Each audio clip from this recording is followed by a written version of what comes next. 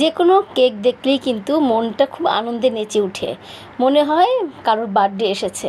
আর কারোর বার্থডে আসলে কিন্তু খুবই ভালো লাগে, নিজেরও মনটা খুব আনন্দে নেচে ওঠে। হ্যালো ফ্রেন্ডস, আসসালামু আলাইকুম। কেমন আছেন আপনারা সবাই? আলহামদুলিল্লাহ আমি ভালো আছি। প্রতিদিনের মতো ছোট্ট একটি ব্লগ নিয়ে চলে আসলাম আপনাদের মাঝে।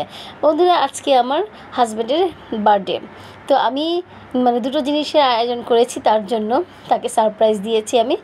প্রথমত যে কেকটা আপনারা দেখেছেন সেই কেকটা কিন্তু আমি যেদিন বার্থডে তার সেদিনই রাত 12টার পরে আমি তাকে গিফট করেছি এবং আমরা সবাই মিলে এনজয় করেছি, বার্থডে কেকটা কেটেছি। তো তারপরের দিন আমি একটা পুডিং বানিয়েছি বন্ধুরা। তো দেখুন, আমার আসলে পুডিংটা কিন্তু উপরের যে কালো কালো অংশটা দেখতে পাচ্ছেন, এইটা কিন্তু মানে যে চিনি দিয়ে যে আমি একটা কালার করেছি সেটা আসলে সেই কালো দাগগুলো কিন্তু খেতে এতটাই সুস্বাদু হয়েছে যে কি বলবো আপনাদেরকে। কিন্তু দেখতে এমন লাগছে, কিন্তু খুবই মজা হয়েছে, সত্যি বলছি বন্ধুরা। আমার হাজব্যান্ড খুবই পছন্দ করেছে এবং আসলে যার জন্য বানিয়েছে সে যদি পছন্দ করে থাকে তাহলে কিন্তু আমি মনে করি যে আসলেই খুব ভালো হয়েছিল, খুবই মজা হয়েছিল। তো যাই হোক বন্ধুরা, আমার হাজব্যান্ডকে যখন অফিস থেকে এসেছে আমি তখন তার হাতে এটা জিনিসটা তুলে দিয়েছি, আর সে খুবই খুশি হয়ে গিয়েছে, একটা সারপ্রাইজ পেয়েছে। আর একটা ভালো জিনিস খেতে পারলে কিন্তু ঘরের যে পুরুষ মানুষ আছে তারা কিন্তু খুবই খুশি হয়। আর আপনারা চেষ্টা করবেন যে আপনাদের হাজব্যান্ডরা যখন অফিস থেকে আসবে তখন কিন্তু একটু ভালো কিছু তাদেরকে দেওয়ার জন্য আর তাদেরকে খাওয়ানোর জন্য, তাহলে দেখবেন ওরা খুব খুশি হয়ে যাবে। আমি সাধারণত প্রতিদিনই চেষ্টা করি যে আমার হাজব্যান্ড যখন অফিস থেকে আসে তাকে কিছু একটা স্পেশালভাবে তৈরি করে দিতে এবং ভালো ভালো কিছু খেতে দিতে, তাহলে সে খুবই খুশি হয়ে যায়। তো আমার হাজব্যান্ড নিজেই কাটছে বন্ধুরা, দেখেছেন নিশ্চয়ই। আর দেখুন, আপনাদের সামনে আমি দেখাচ্ছি আমার পুডিংয়ের অবস্থাটা। তো দেখুন কি সুন্দর হয়েছে কালারটা, আর খেতেও এত সুস্বাদু হয়েছে যে কি বলবো আপনাদেরকে। তো যাই হোক, ও খুবই খুশি হয়েছে। আমি এটাই যথেষ্ট, আমার কাছে আল্লাহর কাছে শুকরিয়া করছি যে আমার হাজব্যান্ড যে খুশি হয়ে গিয়েছে। তো যাই হোক, খুবই ভালো কেটেছে আমাদের সেদিনটা। আমরা খুব এনজয় করেছি, আমার দুই ছেলে, আমি, আমার হাজব্যান্ড, আমরা সবাই মিলে খুব এনজয় করেছি। আর তারপরের দিন হচ্ছে আমি কিছু বাজার করেছি আমার হাজব্যান্ডের বার্থডের উপলক্ষে, যে সে তাকে আরেকটু সারপ্রাইজ দেওয়ার জন্য সে যেগুলো ভালো যে জিনিসগুলো ও বেশি পছন্দ করে খায় সেগুলো আমি কেনার চেষ্টা করেছি এবং তাকে মজা করে রান্না করে দিব বলে আমি তাকে এই সারপ্রাইজটা দিচ্ছি। তো আমি নিজেই বাজার করেছি বন্ধুরা। দেখুন, এখানে ইলিশ মাছ আছে, এখানে গলদা চিংড়ি আছে, এখানে মুরগি আছে।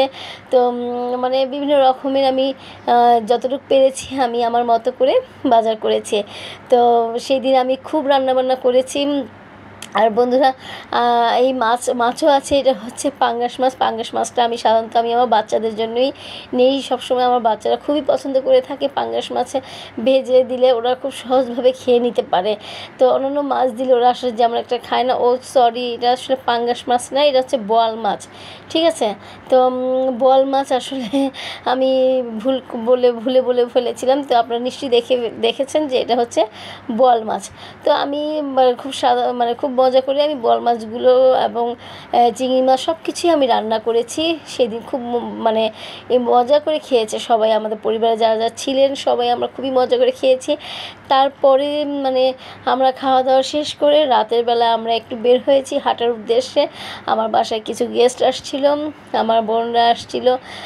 তো আমরা সবাই মিলে একদম রাতে, তখন 11:30 বাজে।